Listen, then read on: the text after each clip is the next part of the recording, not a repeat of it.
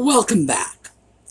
So, as I mentioned yesterday, on Friday I was both at Lutz Antiques and Bedford Antiques. So, today I thought we'd take a look at some stuff at Lutz. Now, as you know, as a general rule, I do not buy stuff at Lutz because this is major furniture pieces. But I did make an exception on Friday. So, we are going to get into this when we come back.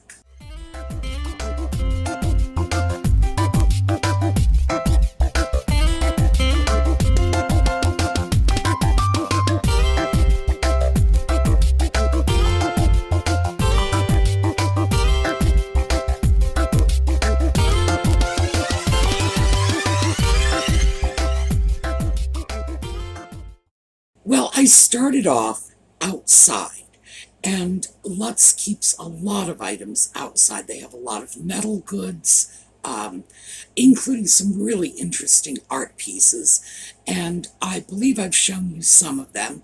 If you want to see more, just let me know. But Friday, I took a look at some iron beds.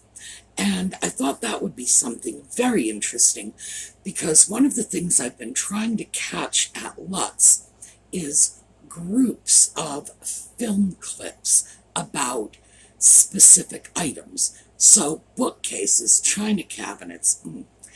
And as it happened, I just sort of lucked into a couple of beds. So let's take a look at the first one. So let's take a look at this.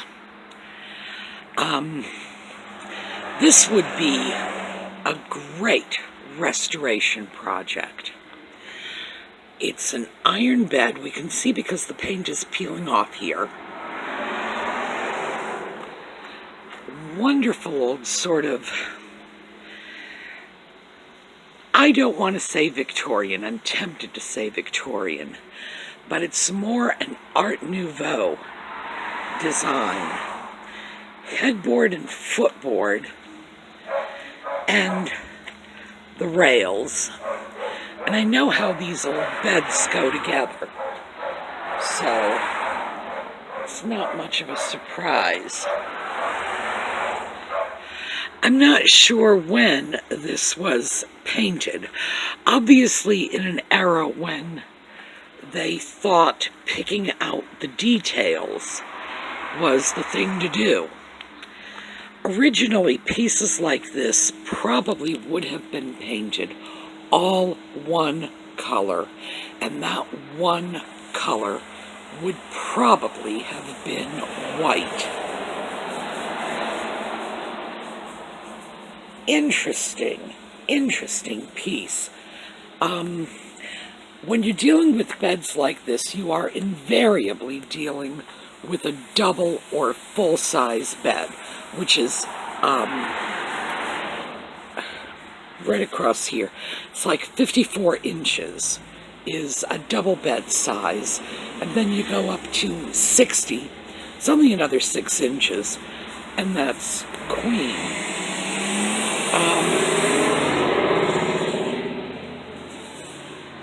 Yeah, of course, we're outside, so we're getting all the street noises. I'm going to have to check this out. This might be an interesting project. The great thing about pieces like this, when they are metal, is stripping the paint is just a chemical process.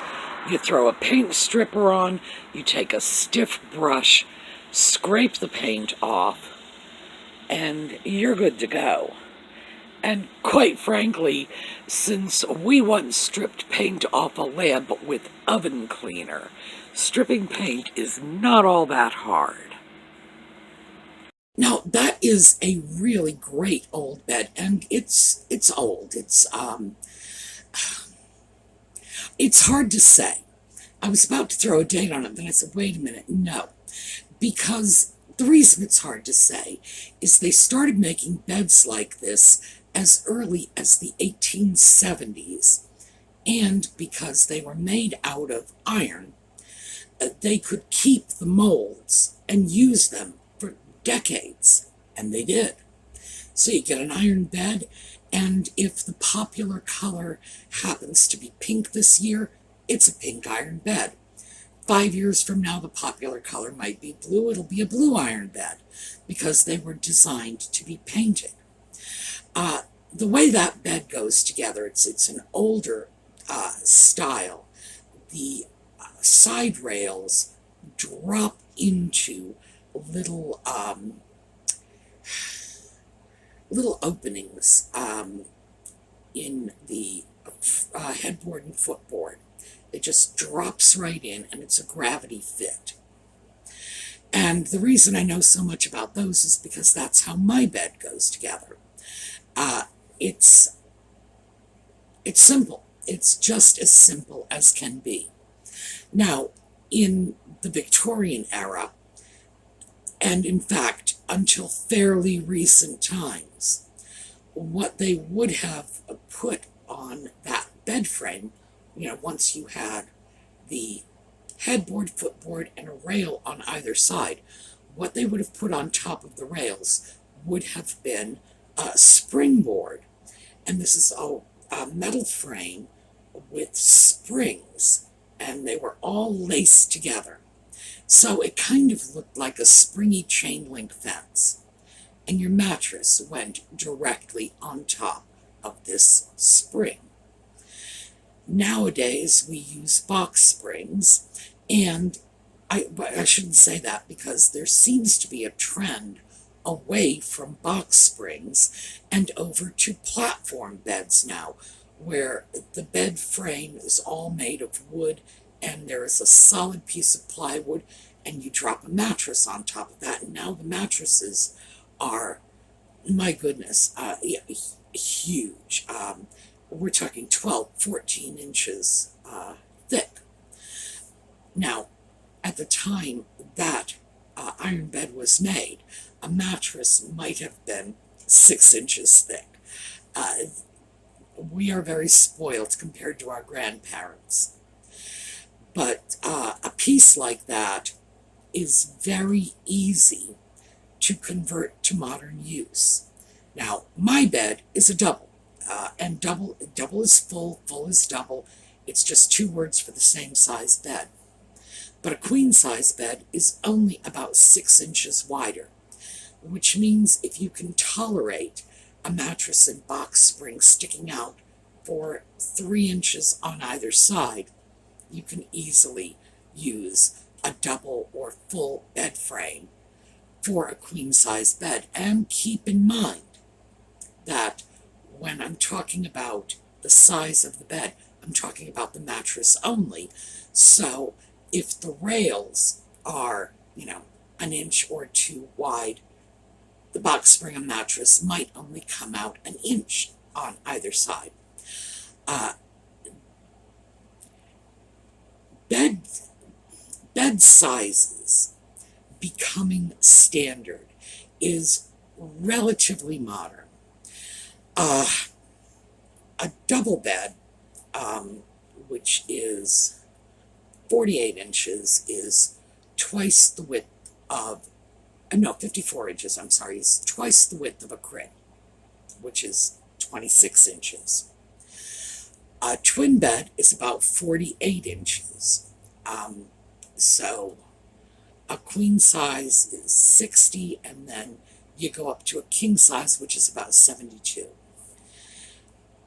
The length in general is fairly standard at about 75 inches until you get into extra long beds. That, at one time, that was considered adequate. Nowadays, I'm not sure how a tall man can manage to sleep comfortably on a mattress that's only 75 inches long. That's 6 feet 3 inches, and if you are anywhere near 6 feet tall, there's not a lot of play in that. So even though we do deal in standard sizes, and you have to for situations like sheets and bedspreads and whatnot, I think we are beginning to see some changes that will probably be permanent. Yes, Audie. All right, where are you? Okay, here. Well, come on over. If you come over, I can pet you. He has this insane notion that he can sit behind my back and still get petted. Somehow my arms will work that way. It doesn't work. It doesn't work. Yes, I know. They can see your ears and your tail, so they know you're here. I think we're going to see a lot of differences in this. We are probably going to see the double or full-size bed fall out of fashion. And if we do, we're going to have to see changes in the way they make bedding for twin beds, because one of the things they never changed was the size of the pillows, and even things like pillow shams for queen-size beds. And standard pillow shams and pillows were developed for double beds. So they're going to have to make more changes than that. Anyway, that's a little bit of probably thoroughly boring bed information that you could certainly live without. Let me show you another bed that I saw when I was there. So in the back here, right up against the doors, we have another metal bed. This one looks to be brass and iron, newer. It's still very attractive, not quite as antique as this one, but definitely nice looking. And now we are just going to wander over here and take a look at some fence sections. This was a thing back in the 1960s and 70s. People would take these random sections of antique fences and use them as headboards for beds.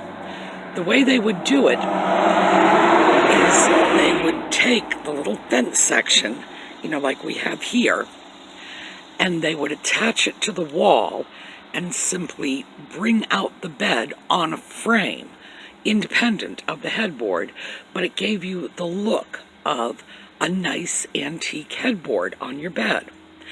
I don't see people doing that much anymore. It was a great idea, and I wonder why it is that it fell out of fashion, because heaven knows it's a very easy way to bring a lot of style into a bedroom. Well, that was a brass and iron bed. Obviously the brass portions, and that may have been brass plated. I didn't get up close enough to take a good look at it, but it's certainly possible. Regardless of whether it is actual brass or brass plated, it was treated with some kind of anti-tarnish finish, because brass tarnishes quickly and easily, and that bed didn't seem to be showing much tarnish. Now, the reason I wanted to show you those fence sections is because, of course, we're still on beds. And that was a huge thing, not just metal fences. I saw bed headboards, faux headboards, if you will, made from a section of picket fence, for example. I saw that in children's bedrooms. It was very popular in American country-style houses to get nice old weathered wood fence sections, use them as headboards. And I've even seen fence sections painted onto the wall as a trompe-l'oeil headboard. And one of the reasons I wanted to talk about that is, as I mentioned when I was filming this, for some reason, this has completely fallen out of fashion. It's totally. It was a thing about 40 years ago, and you really saw a lot of it. You don't see that anymore. Nobody is getting creative with their headboards anymore. And I don't understand why that is, because this is an area of decorating where you can have a terrific time. You can take a curtain rod and hang it up close to the ceiling and use a section of gathered drapery. Here's my headboard. There are just so many things you can do. So creative. And for some reason, we've just lost that sense of creativity. And I don't know why that is. I mean, I know why it is for me because I have an antique bed. But if I didn't, I probably would be painting stuff on my walls or finding old fencing sections, because the idea of going out and spending many, many hundreds of dollars on something that you can make at home for pocket change, and something that will probably be more to your liking and more expressive of your own personal taste. I don't understand it. Okay, I know, even more bedding nonsense, but I just don't understand why people are not using that as an opportunity to express themselves. Okay, after the bedding, I went inside and found a really nice new piece of furniture. And this had not been at Lutz the last time I had been there. So I was really taken with it and had to go check it out. So here is Danish Modern. Well, this is new. This was not here when I was here last week. Very large display cabinet / china cabinet. Took me a while to figure out how to open it. As you can see, no handles on the doors. But what you do is you push it in and it pops open.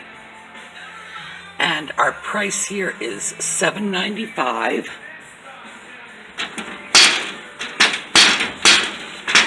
There we go. Lots of space. Really beautiful piece.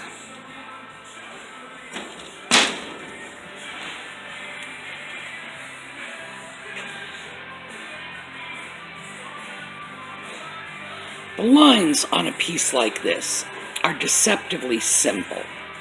I'm thinking mid-century, and where I get that from is those splayed legs. Notice, they sort of splay outward. That was a thing from the 1940s through the 1960s. So that's about the point at which I would date this piece. I'm going to go back and take a look at the tag, because they usually have a lot of information on the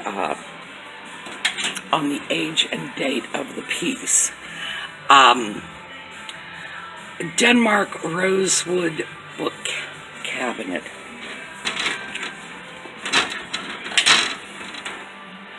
Well,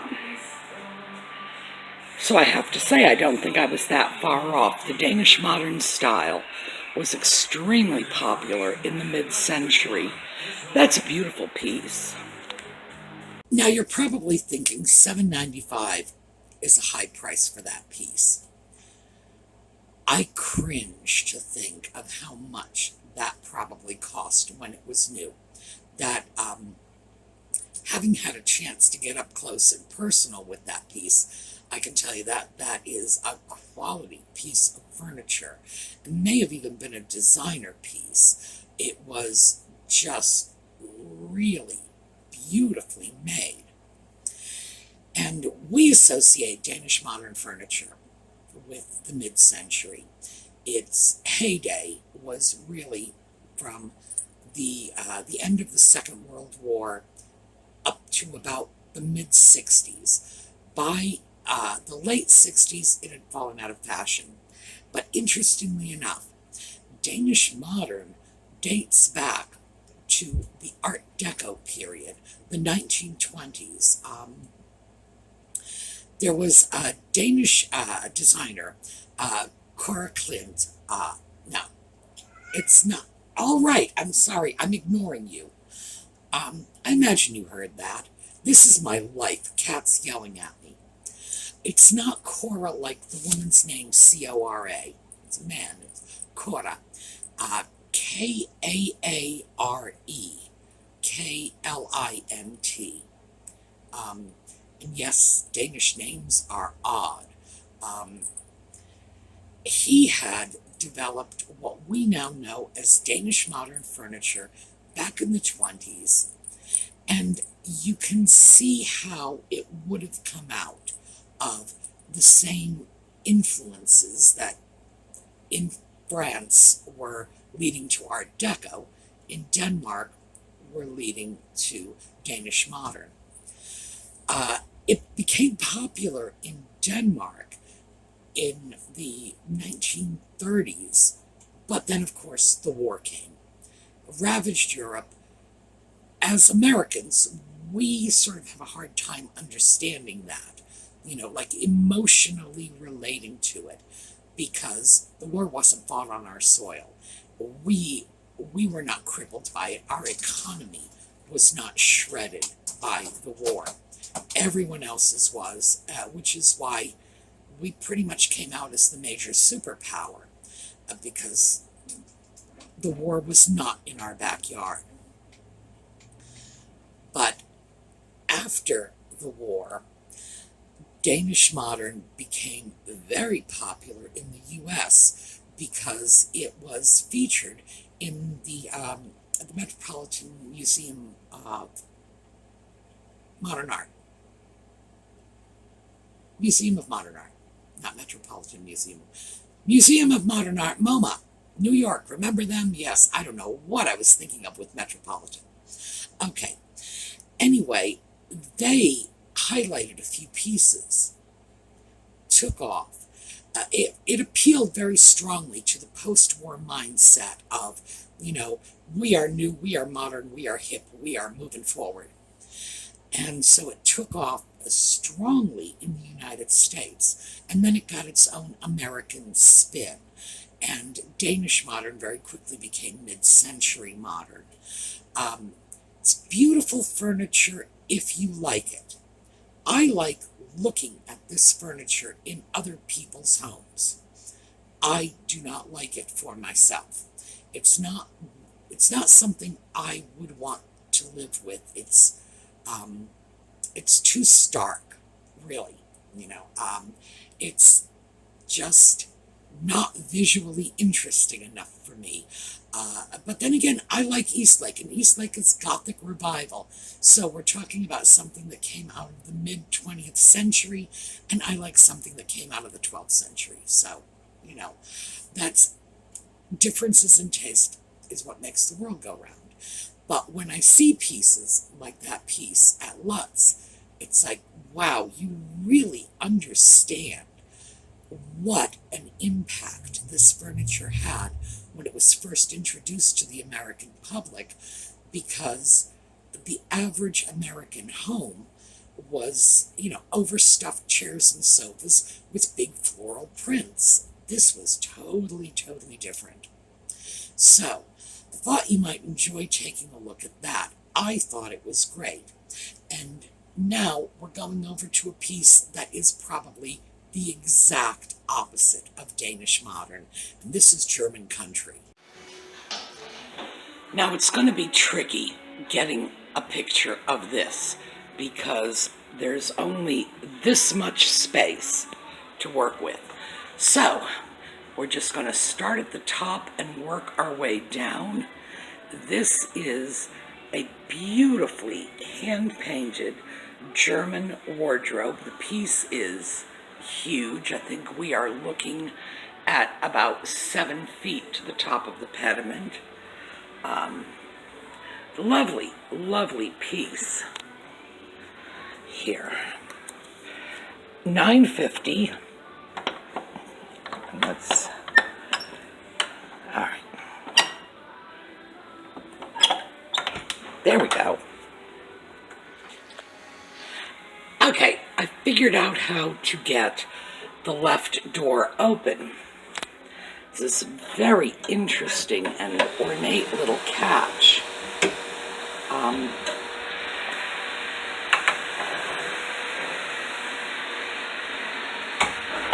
And then it just slides in.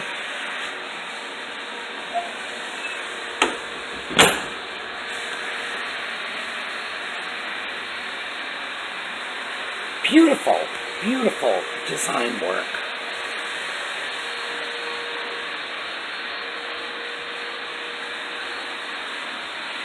In the right room, this piece would be absolutely stunning. But it would have to be a very, very big room. And I have a feeling that anything else you put in a room with this would just get lost in the shuffle. That was a very, very impressive wardrobe. I honestly have no idea how old it is. I really didn't, like prowl through to see, the construction techniques, because for a piece like that, it's that hand-painted decoration that really sort of stands out. And decoration like that has been used for hundreds of years in Germany, Austria, Switzerland, even Scandinavia, although it's in Scandinavia it was more of a different style in Scandinavian country furniture. And this was basically country furniture when it was first produced. The major production period for furniture like this was probably about the 18th century, although painted furniture goes back long before that. But at the 18th century, it really started to become widespread and popular. And then it just became, as country pieces always do, more elegant and transferred itself into, the more affluent households, the higher class homes, and then it took on a whole new level.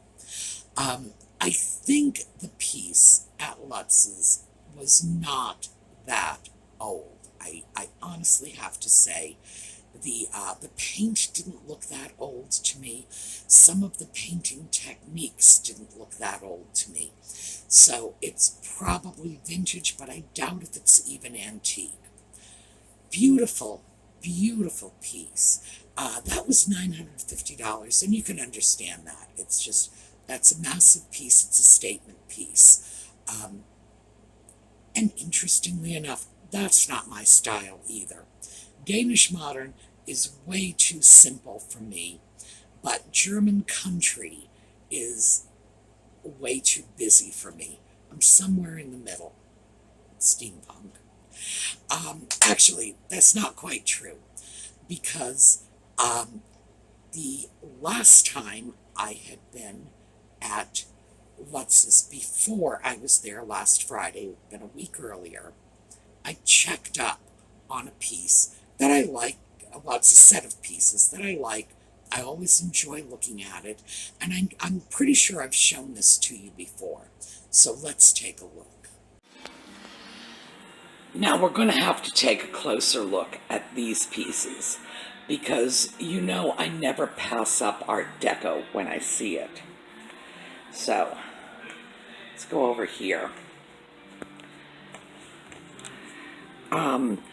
Oak china cabinet and buffet, $4.25. Now let's see where we can go. Look at these lines. Very, very Art Deco. The handles are amazing. They are just gorgeous. And then we have this little Art Deco design down here on the bottom. That's the bottom of the cabinet. And we have the same design repeated over here on the doors of the buffet. Let's get this open. Just wonderful wide open storage space. This is really in nice condition. Oak, we've got a little painted detail, and that carries through. We've got the same painted detail on top of the cabinet. Oh, this is great.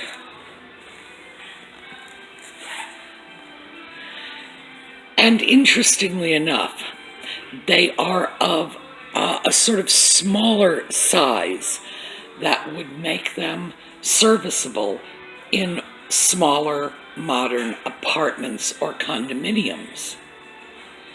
Wow, those are lovely. So, I know I've shown you the little bookcase. I love that little bookcase. It's beautiful, absolute steel. Simple oak piece. And that is kind of my style. My own bookcase is very similar to that. But it was the Art Deco, Art Moderne set. It's Art Moderne. I'm not going to call it Art Deco. I sometimes do fall into that, but it's not. It's Art Moderne. That was the one that I was really in love with. And every time I would go back there, I would say to myself, you know, if it's here next time, I swear I'm going to buy it, because that set is so cheap and you never see this. And it's such a good size because, you know, most of the time, dining room pieces are huge. They're enormous. This is very small scale piece. Very livable, in my opinion. So when I went back this past Friday, here you go. So, the Art Deco china cabinet and sideboard are still here. I'm taking that as a sign that they are really meant to be mine. Now, I probably shouldn't. I'm going to have to get rid of stuff to make room for them. But I love this set.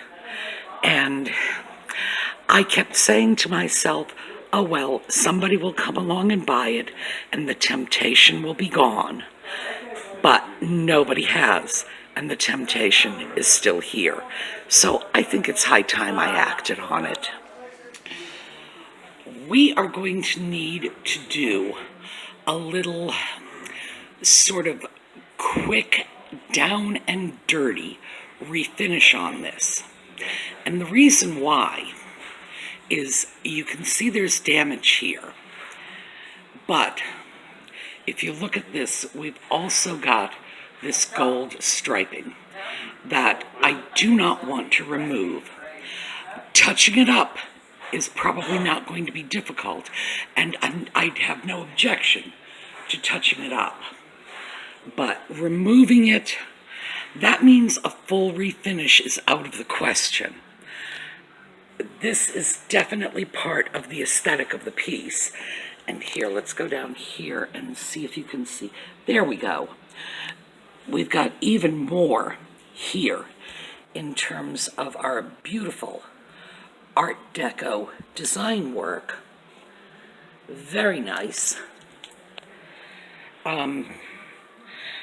So the refinish, we're going to pull some of my tricks out of my little trick bag to get this done without that full refinish. And, you know, all things considered, it probably will not be all that difficult. Some things, if we take a look at this, and I don't know how clearly the colors are showing up on the film, but it's sort of a beige, yellowy beige color. That is going to have to be redone because obviously we have some wear here.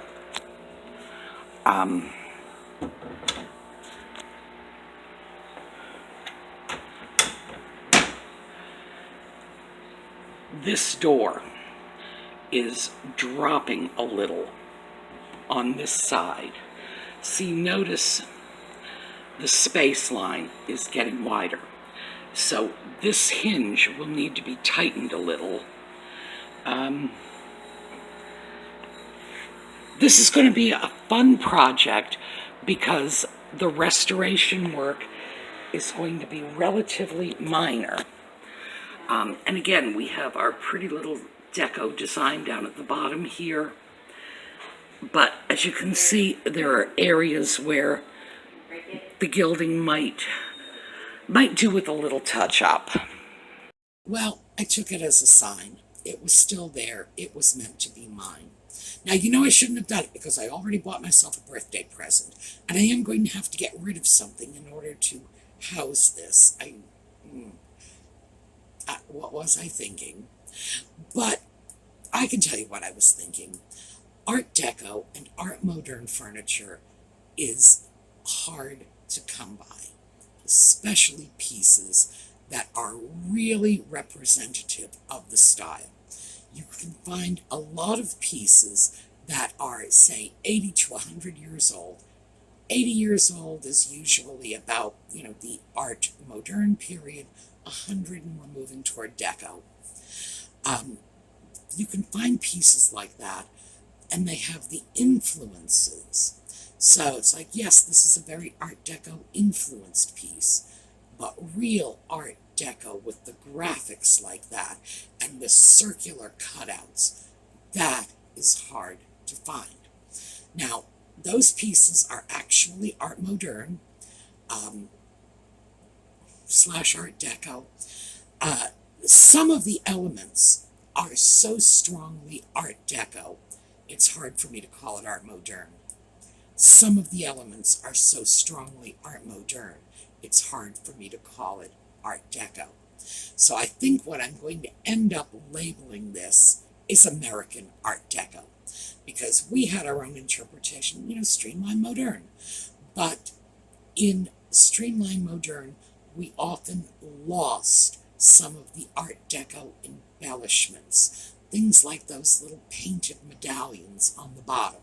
That's Deco rather than Moderne.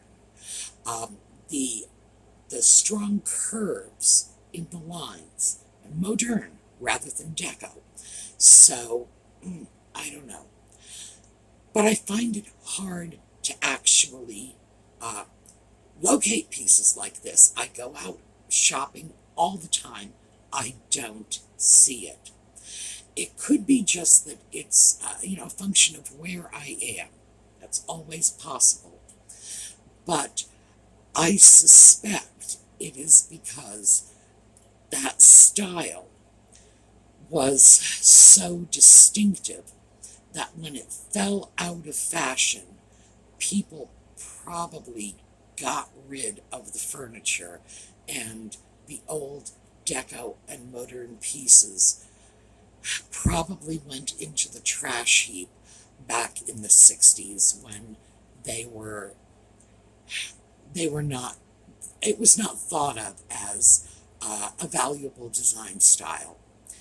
It's one of the problems, usually it takes about 100 years for something to really become appreciated as an antique, as an individual style.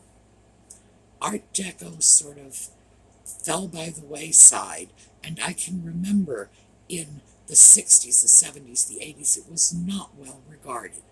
People just thought it was trashy junk. You find a lot of people talking that way about mid-century modern, too.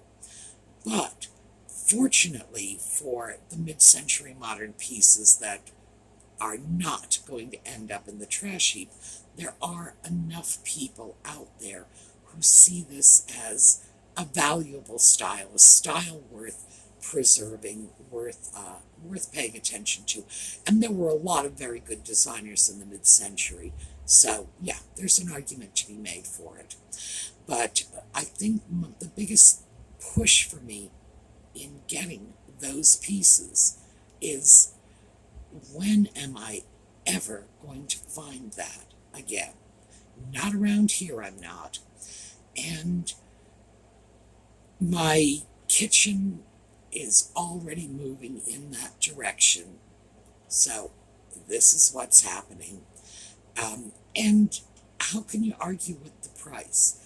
It's just, I couldn't go to IKEA and get a single modern sideboard for $375. At least I don't think I could. And if I did, I'd have to assemble it myself. Oh my gosh. So I thought it was absolutely worthwhile, but that will probably be another ongoing project, and it'll be an easy one, because what's going to happen with this is it's not going to be a refinishing. It's going to be sort of glossing over the damage. A little bit of restoration on the gold lines, not the graphics, the little discs, the little graphic disc images. They're fine, thank goodness, because it would take a little more talent than I have to do repair work on that. But the little gold lines, yes, we may have to do a little work on that, and certainly I am going to have to do something about some of what, it looks like it was water damage. I have to do something about that. But I have more tricks than you can imagine. So we're going to get into that, because this may be valuable information. Many of you may, in fact, have pieces that just need a little quickie touch-up. And that's what we're going to do with this. We're going to just get into all the little quickie touch-up techniques. All right, I'm sure I've gone over time on this, so thank you for bearing with me. I will see you all next week. So have a fabulous week, and we are going to go out on a little slideshow so that we all feel better about our day. All right, have a great week. I'll see you later.